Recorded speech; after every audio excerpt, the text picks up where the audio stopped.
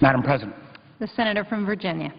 Madam President, I ask that the proceedings of the quorum be dispensed with. Without objection. Madam President, I rise today in opposition to S.J. Res. number 6.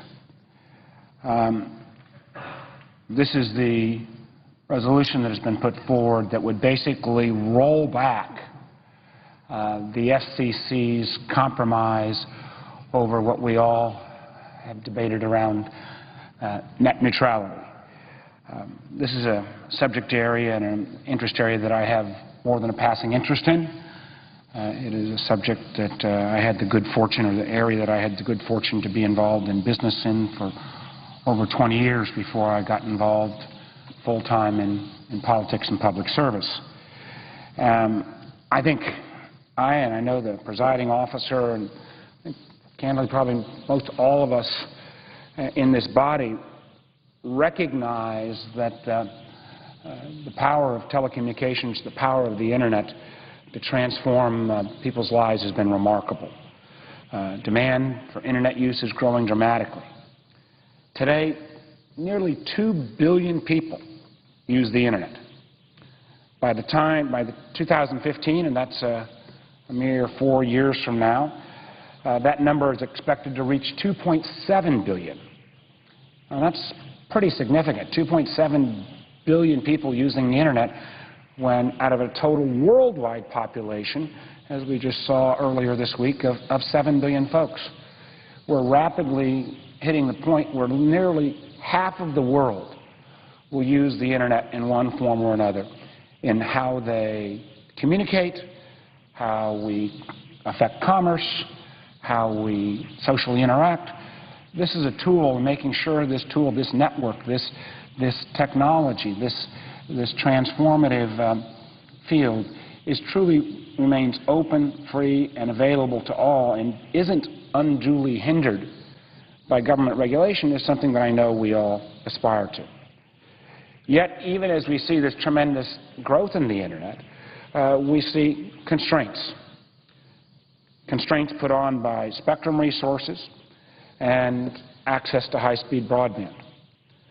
We see this spectrum constraint taking place at the same time as particularly mobile app providers seem to be multiplying exponentially day by day. There are already over 600,000 applications that you can use on your Apple phone. Android, a more recent entrant into the market, now has over 500,000 apps. And one of the most incredible things is the United States, which in many ways, and while certain different figures lay claim to perhaps inventing the Internet, the truth is the Internet was developed by government research linking a whole series of computer networks back in the late 80s and into the early 90s, while the United States has been at the forefront of Internet development. Unfortunately, due to certain amounts of these broadband constraints and spectrum constraints, the United States, which used to be a leader, is no longer in that leadership role. For example, homes in South Korea have greater access to faster, more advanced wireless networks and broadband than we do. So the question we have, and the question that the Senate in this resolution is debating, is how do we make sure that we continue to grow access to broadband, make sure that the Internet, with all its wonderful new applications, is available in the most open and technology-neutral way. Now, the FCC has wrestled with this issue for some time, and the FCC is the appropriate place to be wrestling with this issue. Last December, the FCC came out with an order that reached some level of compromise between a series of very strong competing interests.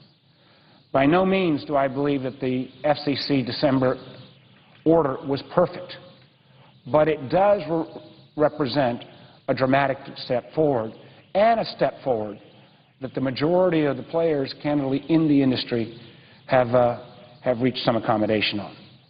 I don't believe this order in itself is a sufficient answer. I do believe we in Congress are going to need at some point to come back and review the Telecommunications Act of 1996 that, while That offered great promise, and as somebody who was still in the private sector at that moment in time, someone who thought that we were going to see true interconnection opportunities for truly local competitive access in terms of telephone services. That didn't come to pass.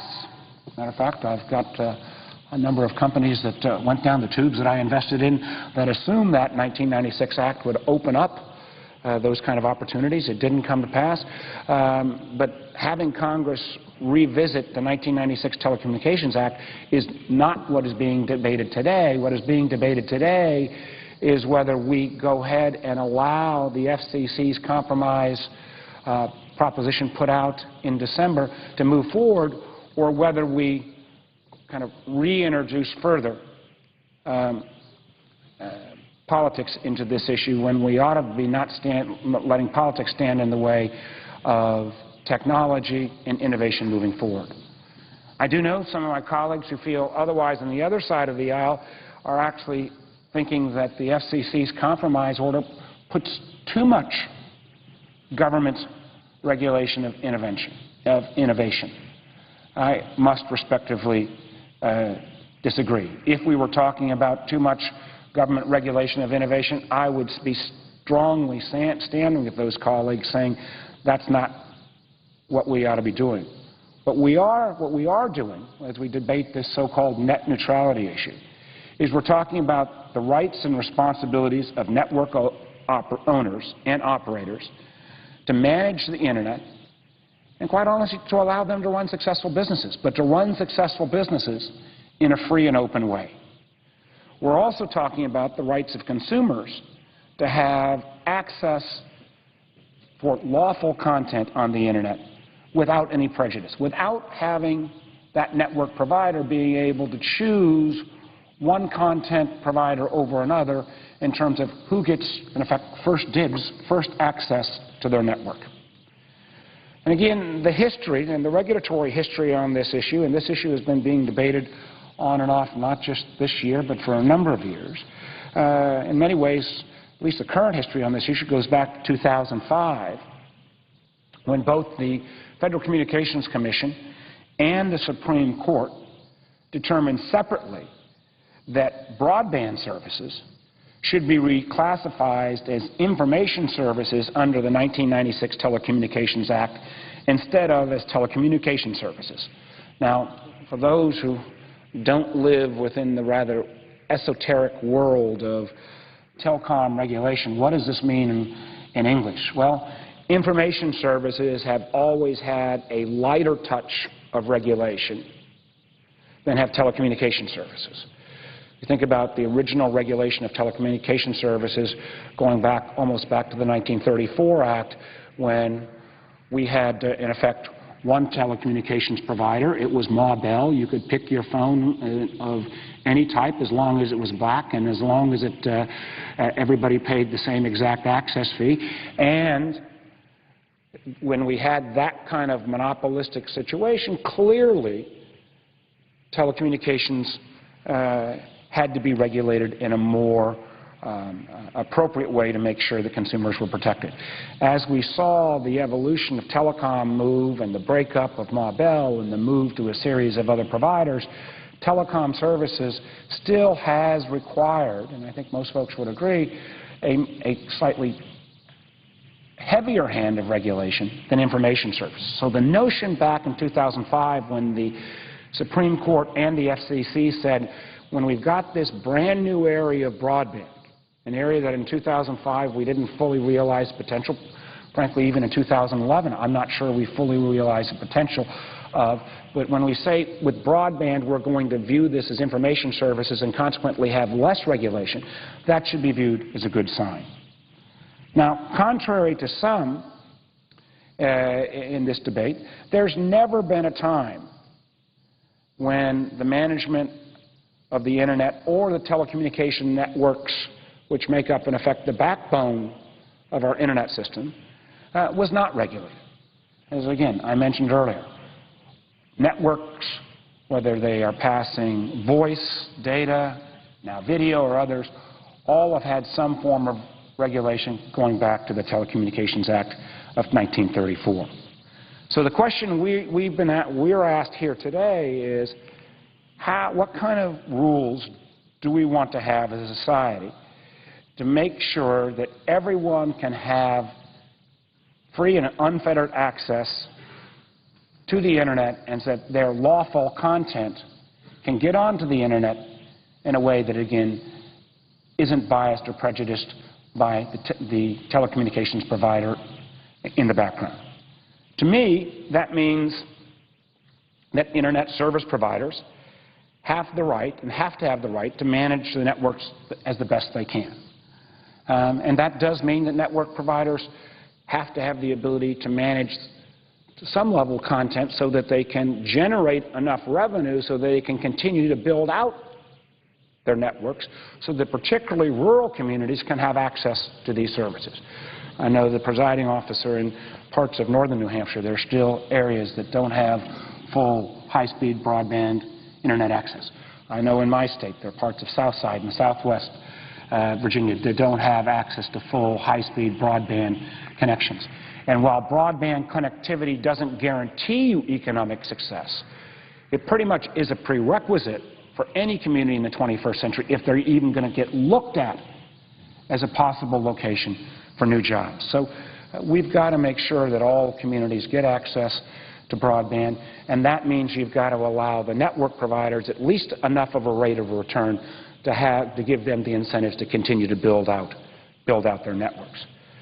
But it also means the flip side of this argument, while the networks have to be able to manage, the telecom providers have to be able to manage their networks, and they have to be able to have that rate of return to continue to build them out, it also means that these ISPs, the Internet service providers, cannot discriminate against content providers' access to networks.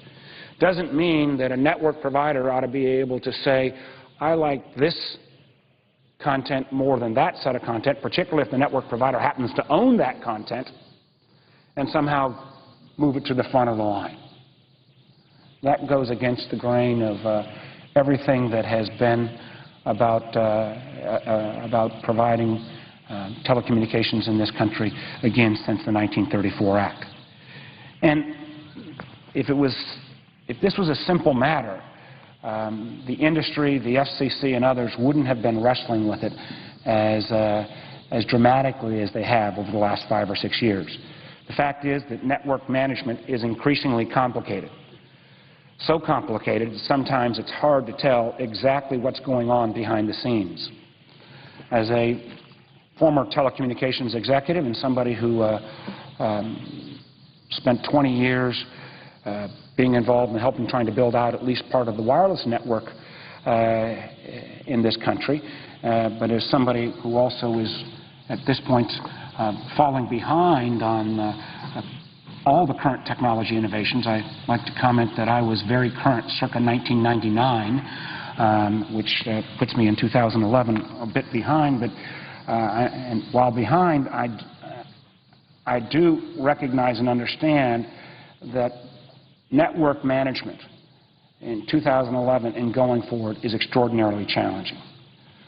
New technologies that allow for prioritization of network traffic, deep packet inspection, and the increasing use of metered service and usage-based pricing. All these combining factors, combined with an effort to try to make sure that we are, in effect, technology neutral in terms of how we get this high-speed broadband information, whether it's wired, wireless, satellite, or otherwise, really makes these issues extraordinarily difficult for policymakers to wrestle. So it was in that vein that the FCC conducted a 2-year process to address concerns about maintaining competitively neutral access to the Internet. And in December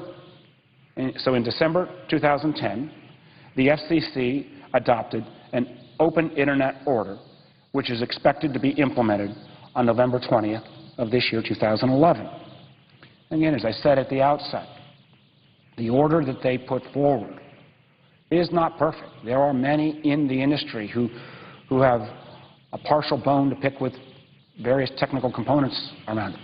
But the fact is, what the FCC did, and I give Chairman Janikowski great credit for this, was he managed, I believe, to thread the needle in a way that while no one is totally happy, no one is totally unhappy, and this issue of net neutrality can now be, in effect, have been dealt with by the order, and we can move on to the next step of the debate, which is how do we make sure that we actually complete the build-out of networks, particularly to rural communities around America. Again, what does the FCC order do? It basically sets three basic rules for how network owners, ISPs, must handle Internet traffic. First, it offers greater transparency about fixed and mobile network management practices to both consumers and content providers. This is terribly important. Without that transparency, without that knowledge to kind of see what you're getting as a consumer, or if you're a content provider, making sure that your traffic is not being bumped out of line by some large network operator, is terribly important. Second, it prevents fixed and mobile network providers from blocking traffic generated by competitors to varying degrees. Again, what does this mean?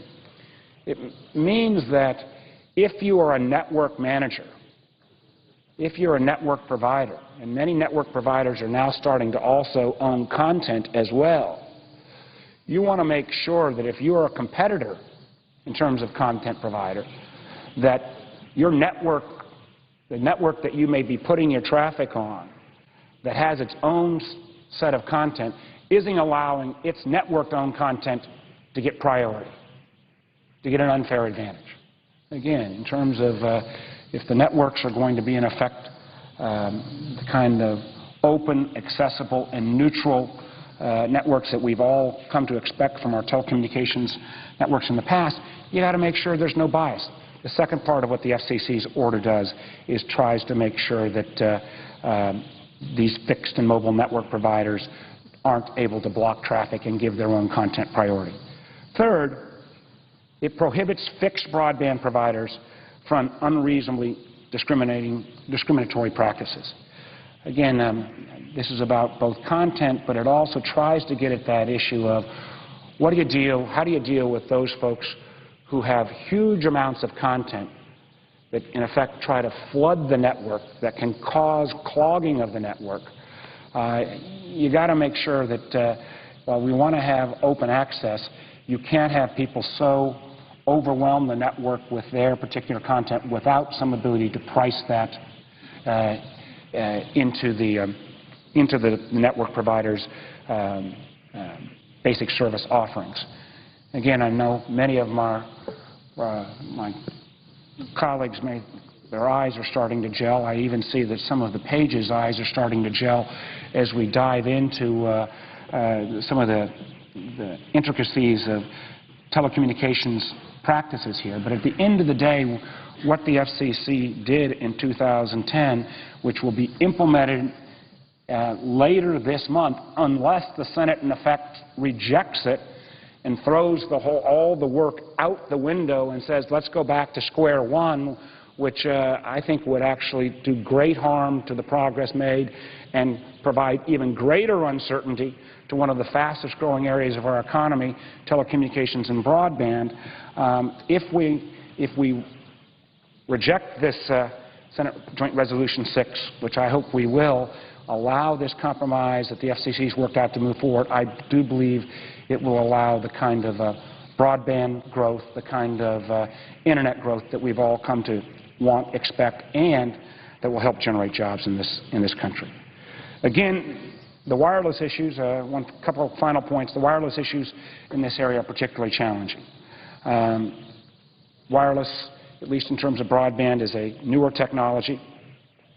And again, the FCC in this area decided to adopt a lighter hand of regulation than the more strict full telecommunications regulation of the 1996 Act in terms of mobile. And we've seen this tremendous growth in mobile. As of December 2010, 26% of U.S. households were wireless only, compared to about 8% of the households 5 years ago. The point here is a dramatic one. I think about my kids who, as they start to move into their own homes or even at college, don't even have a fixed wireless phone in their apartment in college. They rely entirely on wireless. We've got to make sure that we can continue to build out these wireless networks in the most robust way possible. And again, I think the FCC basically got it right by not putting a more heavy hand of regulation on this wireless build-out, but by putting the lighter hand of regulation. Again, in closing, to me, the real issue here is how do we ensure that consumers and content providers are treated fairly? The Internet was designed as an open medium where every service and website had an opportunity to gain a following and to be successful. This philosophy allows bloggers to compete with mainstream media and entrepreneurs across all sectors to compete globally. Small and medium businesses that rely heavily on web technologies to grow and export 2 times as much businesses as those that don't, according to McKinsey. Now, some have argued that neither the Congress nor the FCC should do anything in this area because there isn't a widespread problem currently. It is important to remember that the reason that the Internet has been so successful has been the fact that no one has been able to control it. No network provider alone, no content provider alone. I hope that never changes, and I do believe that the resolution that the FCC reached in their order in December, that again, my hope is that the Congress will move forward on and allow to go into action, again, helps set those minimum rules of the road that will allow both Internet growth, that will allow broadband growth, that will allow mobile growth, all areas where the United States can regain the lead, and in regaining that lead, continue to create jobs and advance prosperity. With that, Mr. President, I yield the floor and note the absence of a quorum. Clerk will call the roll. Mr. Akaka.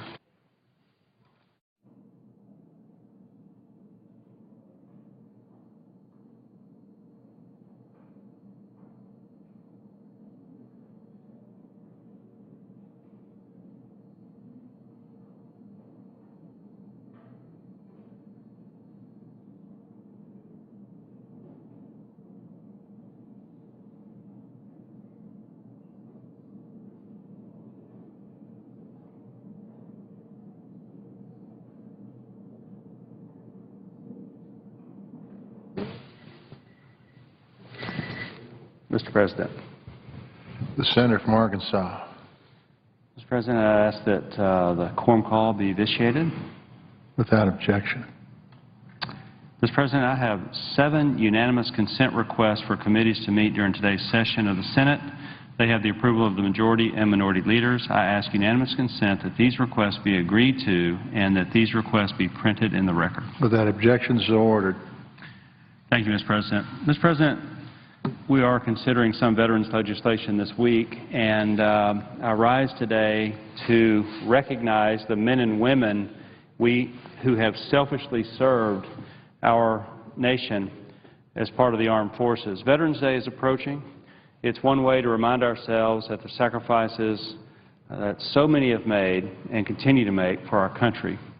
We pay tribute to individuals like Specialist Serena Butcher.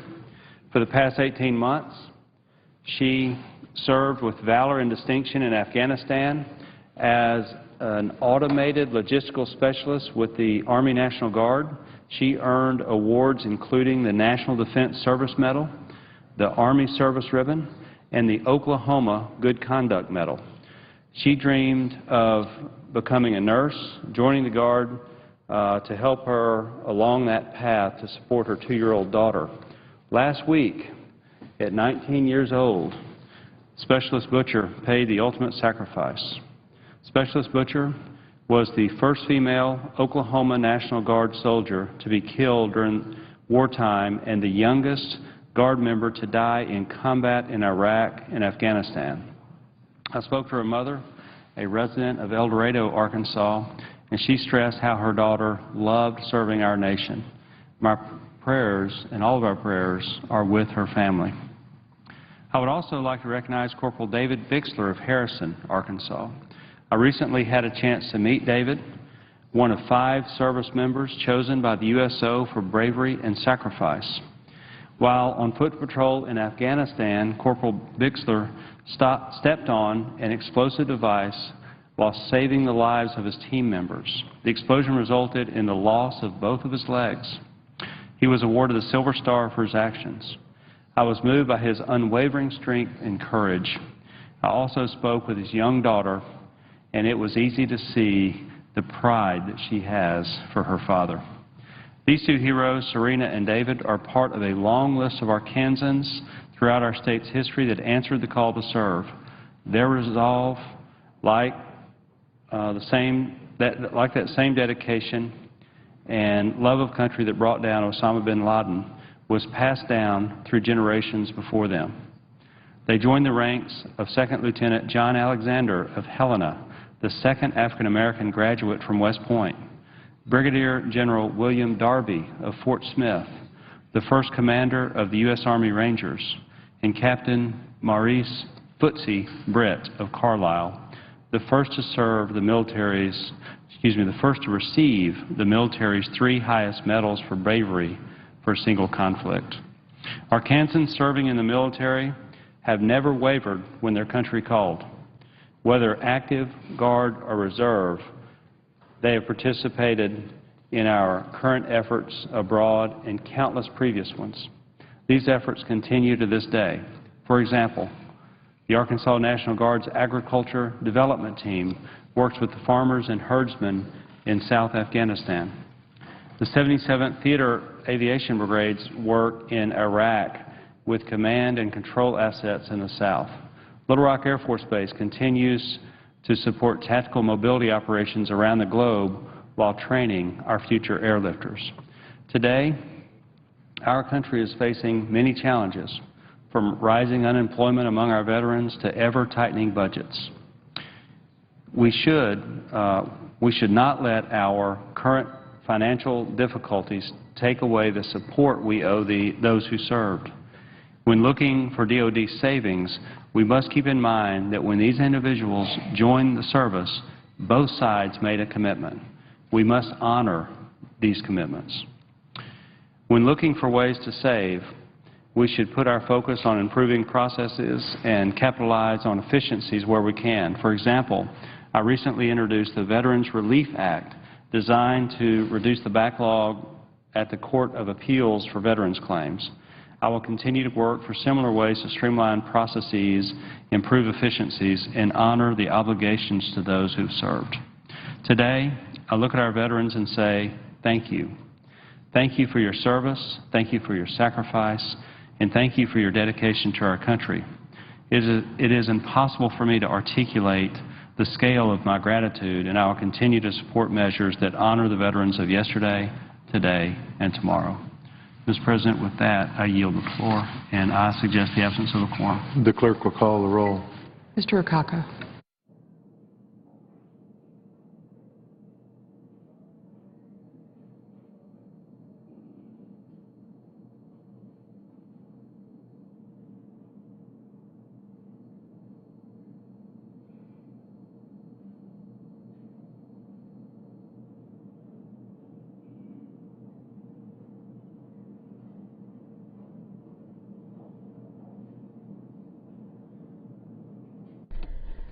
More debate is expected today here in the Senate on legislation that would repeal a 3% withholding tax for contractors.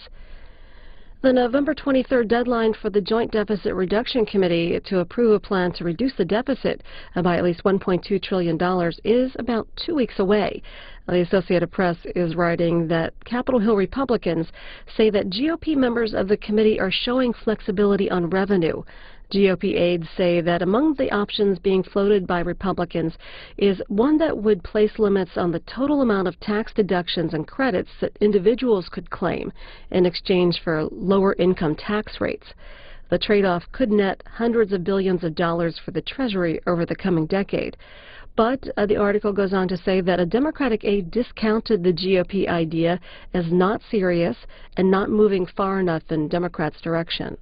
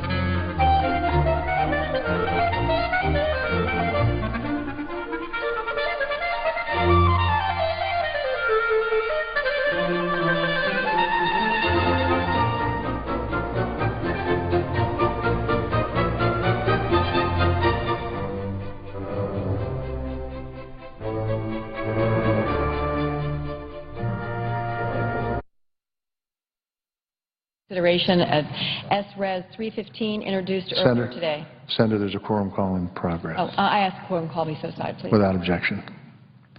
I ask unanimous consent the Senate proceed to the consideration of S-Res 315 introduced earlier today.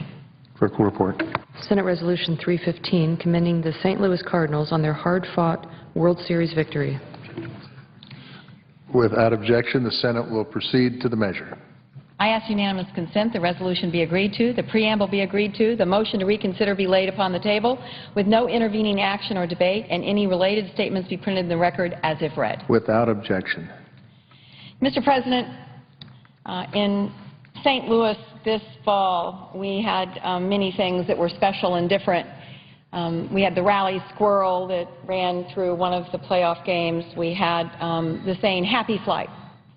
And Happy Flight became synonymous with a team that was chalking up improbable victories night after night, day after day. This speech is, I'm going to term it a happy speech. I've had to give a number of speeches on the floor of the Senate since I've been blessed enough to be given this opportunity to serve my state. Sometimes I come to the floor angry. Sometimes I come to the floor frustrated or upset. Sometimes I come with a passion for a piece of policy that I think is essential in terms of our government operating the way we would want it to operate. Today, I just come happy.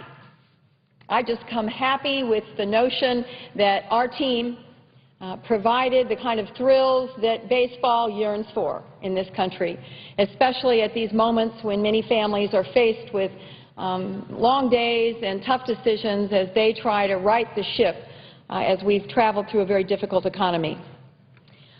The 2011 World Series was an unlikely one for our Cardinals. It wasn't supposed to happen. Bookies made a lot of money off the World Series this year because the Cardinals weren't supposed to be in it. The Cardinals were 10.5 games out with 30 days to go. In fact, the Cardinals secured their wild card berth on the last day of the season at the 11th hour.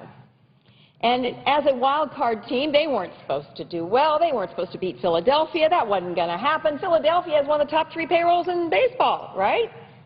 That wasn't going to happen. Well, it did. And we won against Philadelphia. And then we took on the mighty Brewers, the winner of our division. And, of course, we won that also. And then it was on to the Texas Rangers, who were supposed to win this year because they went last year And we weren't supposed to be able to compete with the depth and breadth of the Texas lineup. And as everyone now knows, that's not how the story ended. It was a special World Series. It was a unique World Series. It was competitive. It was fun. I was lucky enough to be at some of the games. In fact, I was at Game 3 when Albert Pujols put on a show for the world. He showed everyone why he is the best player in baseball. 3 towering home runs in one World Series game. And all of a sudden, his name was in the same sentence as Lou Gehrig. It was a special night to watch the Cardinals pound the Rangers in Arlington, Texas. But the Rangers came back the next night to win, and the next night after that. And the Cardinals returned to St. Louis once again with their backs against the wall. Once again, everyone assuming it was over because all the Rangers had to do was win one game. And that's when Game 6 occurred. And I was lucky enough to be at Game 6. And I'm saving my ticket stub, but for generations to come, people in St. Louis are going to claim they were at Game 6. I'm going to save the proof because all of us will never forget Game 6. At our 11th hour, trying to win our 11th World Championship, in the year 2011, our hometown guy, right from St. Louis, graduated from Lafayette High School, walked to the plate in the 11th inning after the Cardinals twice, with 2 outs and 2 strikes, saved the game by getting a hit. Twice. Not once, but twice. So there we were in the bottom of the 11th with the score tied. And our hometown guy, at our 11th hour, in the 11th inning, in the year 2011, cracked the bat, and that ball sailed out for a home run, and we had won the most improbable and exciting victory in World Series history. Now, you know, maybe that's hyperbole, but honestly, I don't think so. Find someone who watched that game who knows baseball, and they will tell you that that is among one of the very best World Series games in the history of American baseball. And what a history that is. With that one crack of the bat, Cardinal Nation became Cardinal World. And all of the world stood in amazement as we cheered like crazy for our Cardinals. What did this team do this year? We had a masterful manager who we'll miss very much. We had David Freese, our hometown guy, who rose to the occasion when we needed him. We had Albert Pujols. We had Carp, who was just amazing as a pitcher. We had a bullpen that rose to the occasion when necessary after they had been maligned through most of the season. We had Yachty. We had Craig. We had so many of our players that did what had to be done when it had to be done to deliver a World Series championship to a city that loves them more than we love the Arch and more than we love our beer. For years now, young people will be told over and over again that cliche. You need to refuse to quit. You can never give up. And I got to tell you the truth. It's a cliche I've used with my kids. You know, when they're moping around and, oh, my life is horrible. So, you know, you can't quit. You can't give up. This team is going to allow parents in St. Louis and beyond for many, many years to say, see what happens when you don't give up? See what happens when you refuse to quit? You can win a championship if you just refuse to die. And that's exactly what our Cardinals did. And on behalf of Cardinals Nation and thousands of people around this country that were proud of what St. Louis represented, a fall classic with our classic Cardinals bringing home the victory for a city that loves them. God bless them all, and God bless the fans that understand that it's okay to cheer for a sac fly that understand baseball better than most fans around the country that will now wait anxiously for spring training so we can begin once again our love affair with the St. Louis Cardinals. Thank you, Mr. President, and I yield the floor.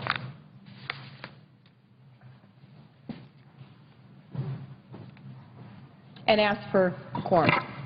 Clerk will call the roll. Clerk will call the roll. Mr. Akaka.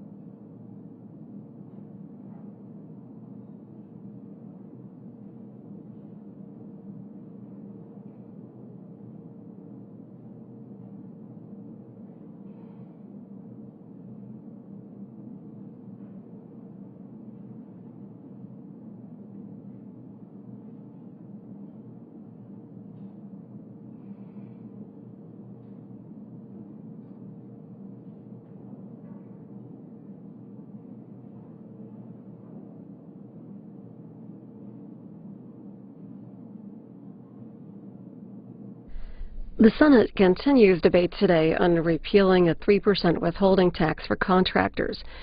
Democrats are expected to offer an amendment to the bill that would give tax credits to companies that hire unemployed veterans and would also encourage job training for outgoing service members. Senators are also planning to vote today on the nomination of Evan Wallach to be a U.S. Circuit Court judge for the federal court. A reminder that we'll have Republican presidential candidate Herman Cain live at 5 p.m. Eastern from Phoenix, responding to sexual harassment allegations. We'll have that live on C-SPAN, C-SPAN Radio, and cspan.org. The Associated Press is writing that a conservative-leaning panel of federal appellate judges is upholding President Obama's health care law as constitutional, helping to set up a Supreme Court fight. The U.S. Court of Appeals for the District of Columbia agreed to dismiss a Christian legal group's lawsuit, claiming that the requirement that all Americans get health insurance is unconstitutional and violates religious freedom. The Supreme Court is expected to decide soon whether to accept appeals of earlier rulings from other states and districts.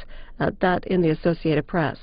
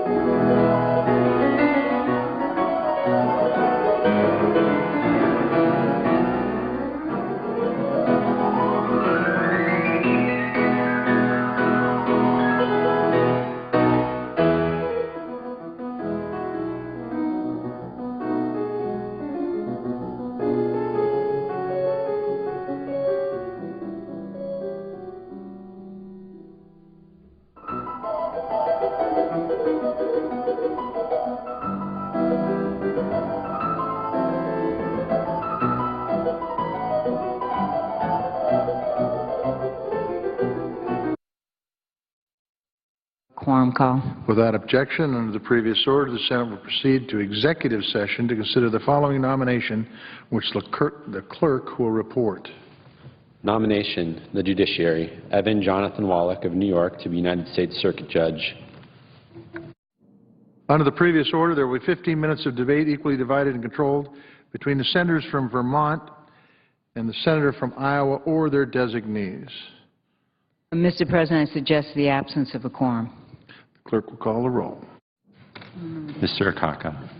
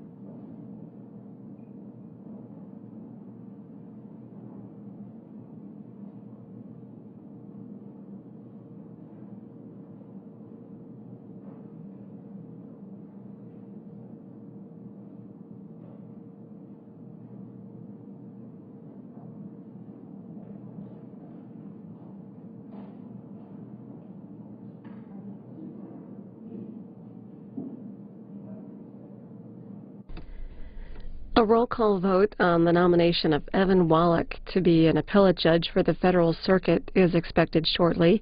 Then senators will recess until 2:15 p.m. Eastern Time for weekly party lunches. About that nomination that the Senate will vote on shortly, Congressional Quarterly writing that the Court of Appeals for the Federal Circuit is distinct from other federal appeals courts. It has jurisdiction over a variety of matters, including patent laws, veterans' claims, and government personnel cases. Again, that vote on the nomination of Evan Wallach to be an appellate judge is expected in a few minutes. Republican presidential candidate Herman Cain will give remarks live at 5 p.m. Eastern from Phoenix, responding to sexual harassment allegations. That will be live on C-SPAN, C-SPAN Radio, and cspan.org.